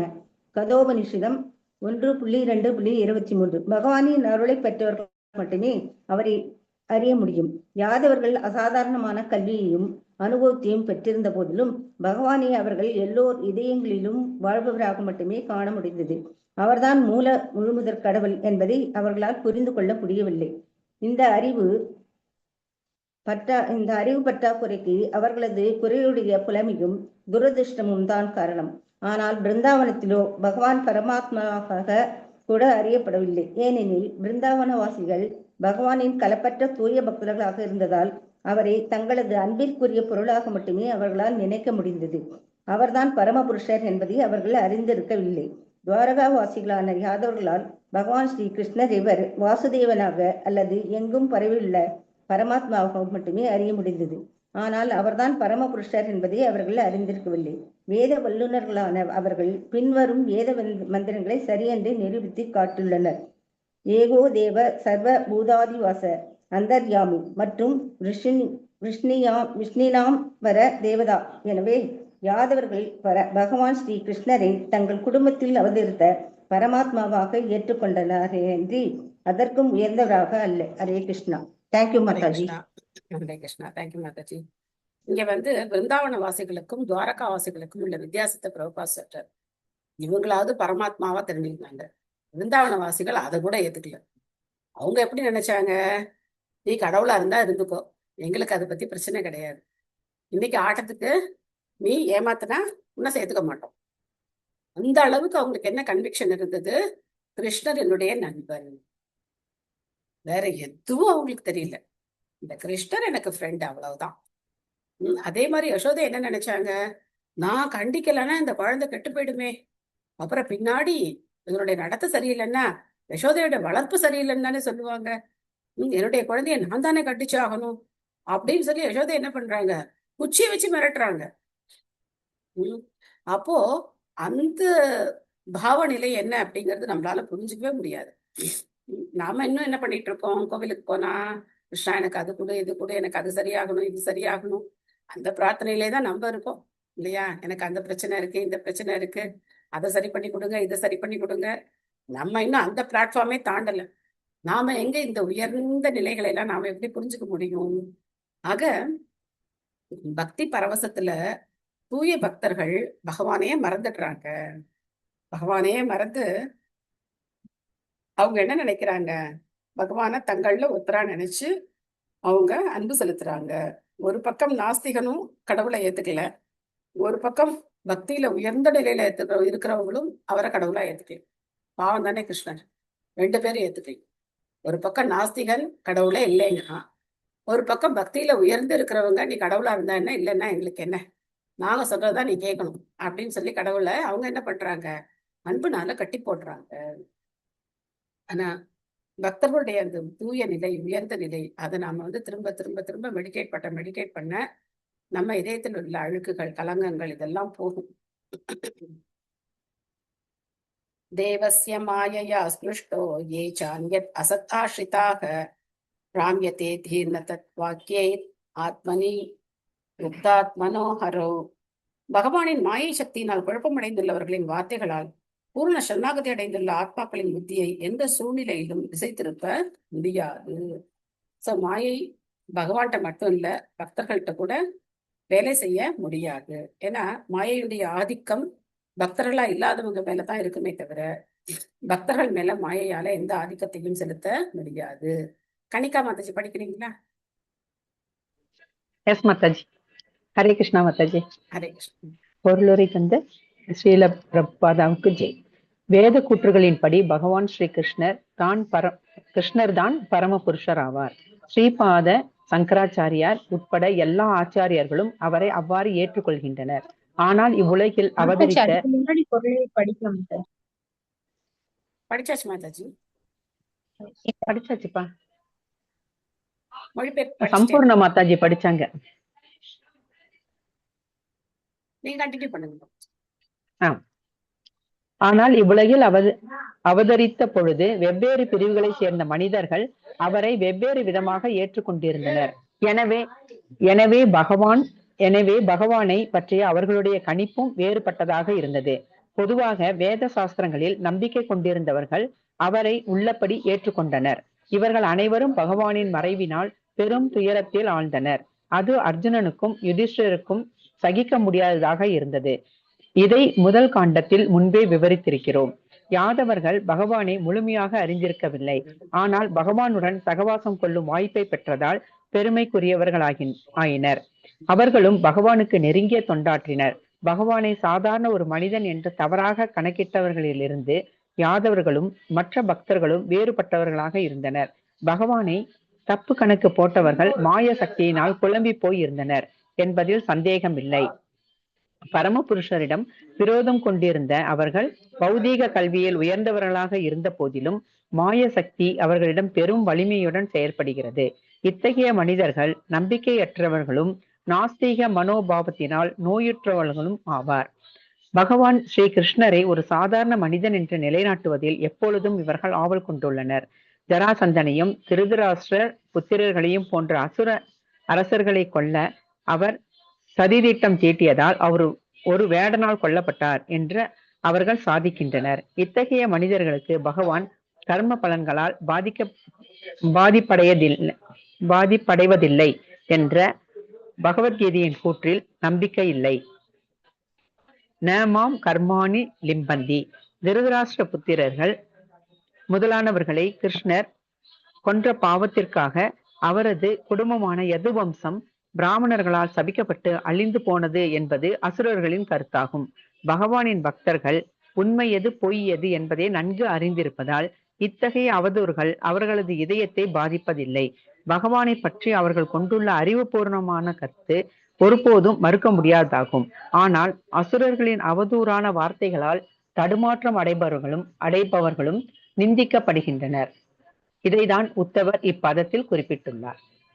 Thank you Mataji. Hare Krishna Mataji. Hare Krishna. Thank you Mataji. So பகவானை புரிஞ்சுக்கிட்டவங்க அவரை பரமபுருஷ பகவானா ஏத்துக்கிட்டாங்க. ஆனா பகவானை புரிஞ்சுக்க முடியாத நாஸ்திகர்கள் அவரை என்ன சொல்லிட்டு இருக்காங்க, அவர் செய்த இந்த மாதிரியான தவறுகளாலதான், சில பேர் சொல்லுவாங்க இல்லையா, காந்தாரியுடைய சாபத்தினாலதான் எது வம்சம் அழிஞ்சது அப்படின்னு சொல்லுவாங்க. சோ இதெல்லாம் என்னது, லீலைகள். பகவான் என்ன பண்றாரு, காந்தாரி சாபம் கொடுக்குறாங்க, பகவான் வந்து ஓகே, பகவானுக்கு யார் சாபம் கொடுக்க முடியும்? சோ பகவான் என்ன பண்றாரு, ஓகே அதையும் நடத்தி காட்டுறார். அதே மாதிரி அந்த வேடனுடைய அன்பு பட்டுதான் பகவான் வந்து தன்னுடைய உடலை விட்டார் அப்படின்னு சொல்றவங்க எல்லாம் இருக்காங்க. நம்மள மாதிரி நினைச்சுக்கிறாங்க. நாம எப்படி உடல் ஆத்மானு வேறுபாடு இருக்கோ அந்த மாதிரி அவரையும் நினைச்சுக்கிறாங்க. ஏன்னா அவரும் ஒரு சாதாரண மனிதன் மாதிரி இந்த உலகத்துல பிறந்து வளர்ந்து இந்த காரியங்கள்லாம் செய்ததுனால அப்படி நினைச்சுக்கிறாங்க. சோ இந்த ஸ்லோகம் நம்ம வந்து ஒரு கொட்டேஷன் பார்த்தோம். யாருக்கா ஞாபகம் இருக்கா? நேத்தோ முந்த நாளதான் பார்த்தோம். நமாம் கர்மானி லிம்பந்தி நமே கர்ம பலஸ்பிருகா திமாம் விஜானாதி. எங்க பார்த்தோம்? கர்மபிர் நசபத்யதே. பகவான் கர்ம வினைகளுக்கு உட்பட்டவர் கிடையாது. இதை யார் தெரிஞ்சுக்கிறாங்களோ அவங்களும் கர்ம வினைகள்ல இருந்தே விடுபடுறாங்க அப்படின்னு பகவான் சொன்னார். 3வது அத்தியாயத்துல பகவத்கீதையில சொல்லியிருக்கிறத பிரபுபாத் வந்து கோட் பண்ணார். எங்க பார்த்தோம் அப்படின்னாக்க டக்குன்னு திருப்பினா எனக்கு கிடைச்சிருச்சு. ஃபர்ஸ்ட் சாப்டர்ல 44வது ஸ்லோகத்துல அந்த பொருள்களை பாத்தீங்கன்னா பிரபுபாத் வந்து இதே ஸ்லோகத்தை கொடுத்திருக்கார். நமாம் கர்மாணி லிம்பந்தி நமே கர்ம ஃபலே ஸ்பிருகா இதிமாம் யோ விஜானாதி கர்மபிர் நசபத்யதே. பகவான் இந்த பௌதிக உலகத்தினுடைய கர்ம விதிகளுக்கு உட்பட்டவர் கிடையாது. ஏன் நம்ம உட்படுறோம், பகவான் உட்பட்டவர் கிடையாது அப்படின்னா, இப்போ என்கிட்ட வந்து நீங்க இந்த பொய் சொன்னீங்க அப்படின்னா உங்களுக்கு 1 கோடி ரூபாய் கிடைக்கும் அப்படின்னா நான் என்ன பண்ணுவேன்? எஸ் 1 கோடி கிடைக்குமாம்ல, ஒரு பொய்க்கு 1 கோடி தானே, சரி நம்ம ஒரே ஒரு பொய் சொல்லிடலாம், 1 கோடி கிடைக்கும் அப்படின்னு சொல்லிட்டு ஒரு பொய் சொல்றதுக்கு தயங்க மாட்டேன். ஒரு பொய் சொல்லிட்டு 1 கோடி நம்ம கிடைச்சிருமே. அது மாதிரி பகவானுக்கு ஏதாவது தேவையா? அவர் பொய் சொல்லி ஏதாவது அவர் கிடைக்கணுமா? இல்ல அவர் ஏதாவது மாத்தி சொல்லி அவருக்கு ஏதாவது நடக்கணுமா? ஷட் ஐஸ்வர்ய பூர்ண, 6 ஐஸ்வர்யங்களும் பூரணமா இருக்கு பகவானுக்கு. ஆனா தன்னுடைய பக்தனுக்காக பகவான் என்ன பண்றார்? எல்லாம் பண்றார். சோ அதனால்தான் அவருடையது லீலை. நான் சொன்னா அது பொய், பகவான் சொன்னா அது என்னது? லீலை. அவர் என்ன வேணா பண்ணலாம். அவர் ஸ்வராட். அவர் யாரு? ஸ்வராட். அவர் நினைச்சா என்ன வேணா பண்ணலாம். ஆனா நாம அவரை காப்பி அடிக்க முடியாது. ரொம்ப ஜாகிரதையா இருக்கணும் நம்ம.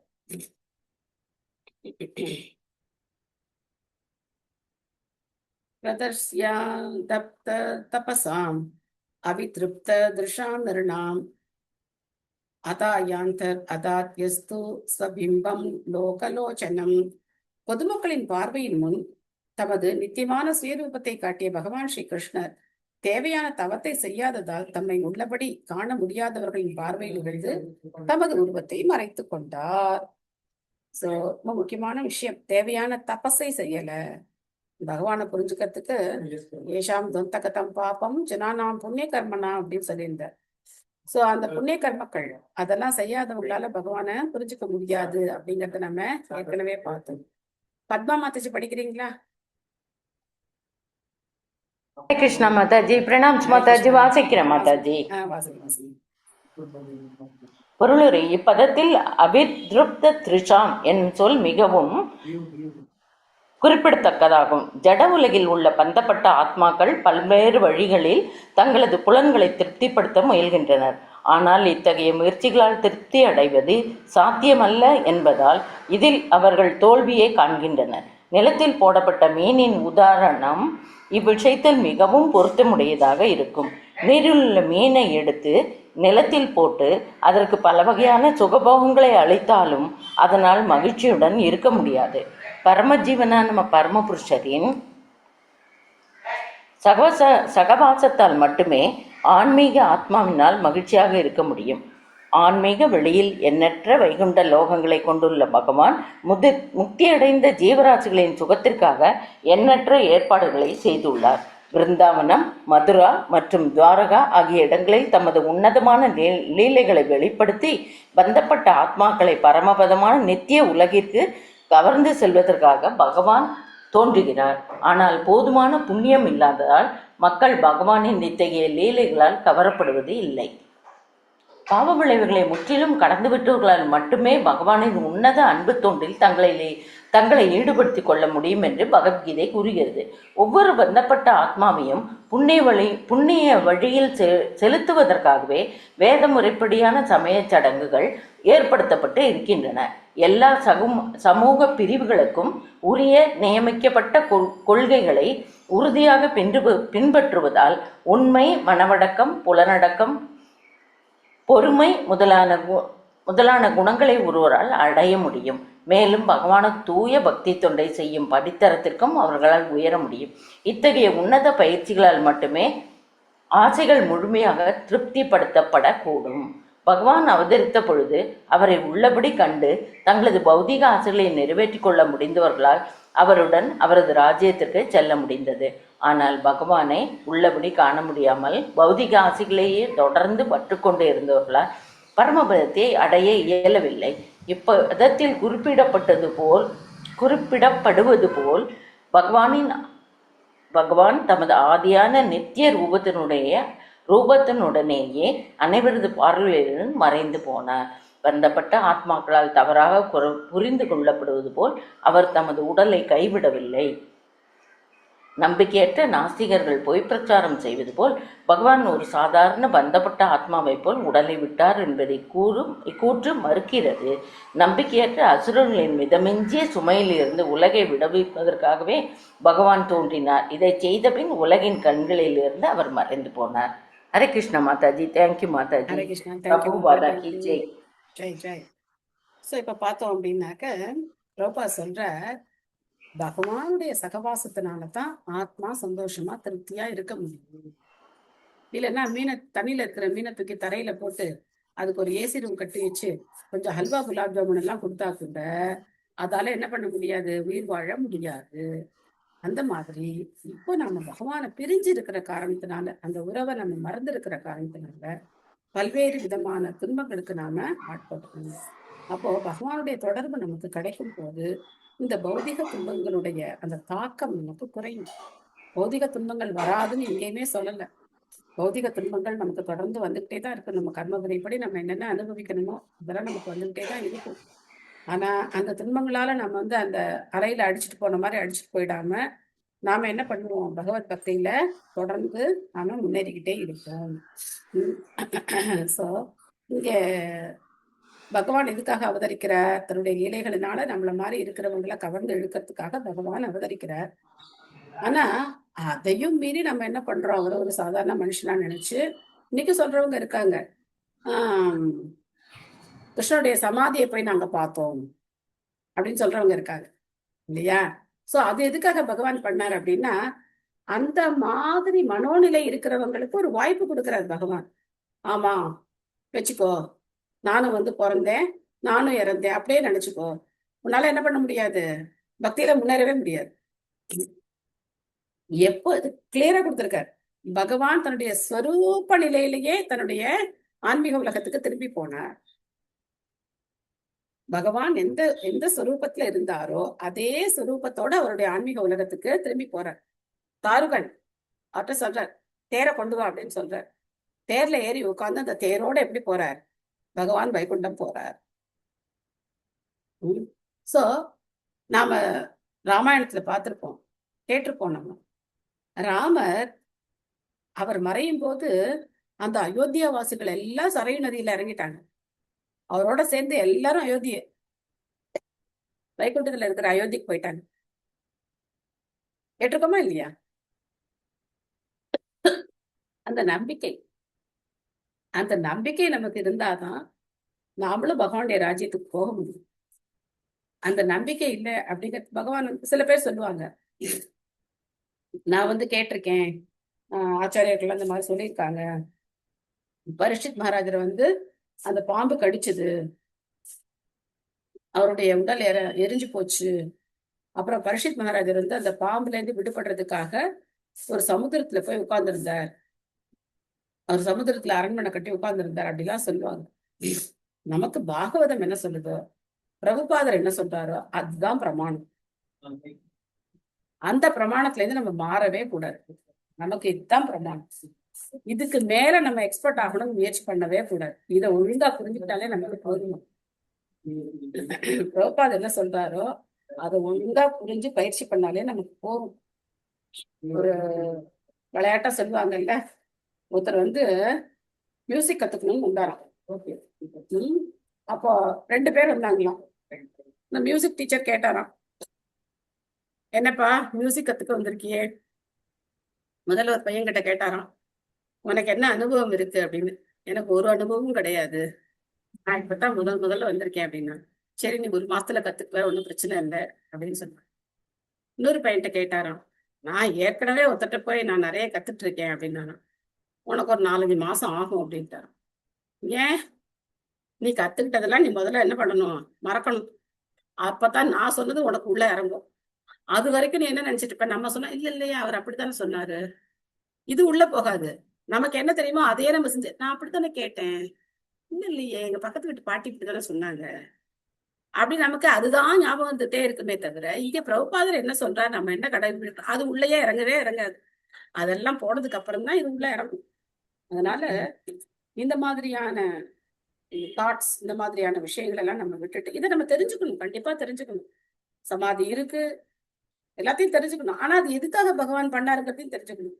நம்பிக்கை இல்லாதவங்களுக்கு அவங்க அதை நம்புறதுக்கான வாய்ப்பையும் பகவான் ஏற்படுத்தி கொடுக்குறார். எப்படி இந்த ஜட உலகத்தை படைச்சு அவருடைய இன்டரப்ஷன் இதுல இருக்குன்னு தெரியாத மாதிரி இதை இயங்க வைக்கிறாரோ, விஞ்ஞானிகளுக்கு ஒரு வாய்ப்பு கொடுத்திருக்காரு இல்லையா? ஜட இயற்கை தானா இயங்குதுன்னு சொல்ற மாதிரி அவங்களுக்கு ஒரு வாய்ப்பு கொடுத்திருக்காரு இல்லையா? அந்த மாதிரி சொல்றவன வந்து மிரட்டுறாரா? எப்படி தானா இயங்கும், நான் தானே படைச்சிருக்கேன் அப்படின்னு அவங்க கனவுல வந்து மிரட்டினாரா? ஒன்றும் கிடையாது. இல்ல நிறுத்தி வச்சுட்டாரா, இந்த மாதிரி சொல்லிட்டான் உனக்கு கரண்ட் கட்டு அப்படின்ன மாதிரி, நாளையில இருந்து சூரியன் உதிக்காது போகைய அப்படி நிறுத்தி வச்சாரா? நீ சொல்றது சொல்லிக்கிட்டே இரு. நம்புறவனுக்கு எப்பவுமே பகவான், நம்பாதவனுக்கு பகவான் இருக்காரு. ஆனா அவனுக்கு அது புரியாது, அவனுக்கு அது புரியாது. பகவான் அவன் நம்பலங்கிறதால பகவான் இல்லைன்னு ஆயிடாது, பகவான் எப்பவும் இருக்கார். சோ அதனால நாஸ்திகவாதிகளை குழப்பறதுக்காக பகவான் என்ன பண்றார், இதையும் பண்றார். அதனால நம்ம வந்து தெளிவா புரிஞ்சுக்கணும், பகவானுடைய லீலைகள் எல்லாமே உன்னதமானது. அவர் செய்யற ஒவ்வொரு காரியத்துக்கும் பல பல காரியங்கள் இருக்கு. அதனால ஆச்சாரியர்கள் நமக்கு என்ன சொல்லி கொடுக்குறாங்களோ அதை நம்ம புரிஞ்சுக்கிட்டு அதுபடி பயிற்சி பண்றது நமக்கு சேஃபர் சைடு வந்து இதுதான். நம்ம ஆர்குமெண்ட் பண்ணி எதையும் நம்ம வந்து புரிஞ்சுக்க போறது கிடையாது. சொன்னதை ஒழுங்கா செய்யறதுக்கு முதல்ல நம்ம என்ன செய்யணும், நம்மள வந்து பிராக்டிஸ் பண்ணணும். என்ன சொல்லி கொடுக்குறாங்களோ அதை ஒழுங்கா பயிற்சி நம்ம வந்து அதை எடுத்து நம்ம வந்து ஒழுங்கா 4 சட்டத்திட்டம் ஃபாலோ பண்ணி நாம 16 மாலை ஜெபம் பண்றதுக்கு நம்ம வந்து தயார்படுத்திக்கணும். உங்களுக்கு ஏதாவது கேள்விகள், சந்தேகங்கள், கருத்துக்கள்? ஹரே கிருஷ்ண மாதாஜி. சொல்லுங்க மாதாஜி. பகவான் கிருஷ்ணரை பத்தி ஒரு முறை பேசிட்டு இருக்கும்போது மாதாஜி அவங்க சொன்னாங்க, அவர் லீலை, அதாவது 10 அவதாரத்துல அவரும் அதுவும் ஒரு அவதாரம் தானே கிருஷ்ணரு. முழுமுதற் கடவுளை வேருக்கு நீர் ஊத்துற மாதிரி நீங்க வேற எங்கேயும் போக தேவையில்லை, எல்லா வழிபாடும் கிருஷ்ணரை வழிபட்டாலே உங்களுக்கு வந்துரும் அப்படின்னு சொன்னதுக்கு, இல்ல இல்ல அதெல்லாம் ஒத்துக்க முடியாது, அந்த 10 அவதாரத்துல அவரும் ஒரு ஆள் தான், அவன் அது ஒண்ணும் அவங்களால ஒண்ணும் சொல்ல முடியாதுன்ட்டு அப்படியே விட்டாச்சு மாதாஜி. அது அவ்வளவுதான். அவங்கள்ட்ட சரிங்கன்னு சொல்லிட்டேன். சரிங்க அப்படின்னு அவதாரத்துல ஒரு சொல்லிட்டு அவதாரம் ஒத்துக்கிட்டாங்கல்ல, அது வரைக்கும் ரொம்ப சந்தோஷம். சரிங்கன்னு சொல்லிட்டேன். ஆனா பௌதிகமா மாதாஜி சின்ன வீடுனா பெரிய வீடுக்கு போறாங்க, கார் பெருசா வாங்கிக்கிறாங்க, பௌதிகத்தை நல்லா அதிகப்படுத்திக்கிறாங்க, மாத்திக்கிறாங்க. ஆனா ஆன்மீகத்தை மட்டும் நான் சின்ன குழந்தையா இருக்கும் போதோ இல்ல ஒரு 15 வயசு 20 வயசு இருக்கும்போது எந்த அளவு வழிபட்டாங்களோ அதே வழிபாடு அதை அதிகப்படுத்த மாட்டேங்கிறாங்க. அத அதே இது பௌதிகம் தான் அதிகமாயிட்டே போகுது. அப்ப எதுக்கு இதை அதிகப்படுத்தணும்? இது அப்புறம் யார் அனுபவிக்கிறது? இதை அனுபவிக்க வேண்டாமா நம்ம? அதனால அவங்க அதிகப்படுத்தாம இருக்காங்க. சோ அந்த மாதிரி இருக்கிறவங்களுக்கு எல்லாம் நம்ம என்ன செய்யணும் அப்படின்னா, கீர்த்தனம், பிரசாதம். ரொம்ப பிலாசபி எல்லாம் பேசக்கூடாது. பிலாசபி எல்லாம் பேசாம ஹரே கிருஷ்ண மந்திரம் கீர்த்தனம் பண்ணணும், பிரசாதம் கொடுக்கணும், ஸ்மால் புக்ஸ் ஏதாவது இருந்தா படிக்க கொடுக்கணும்.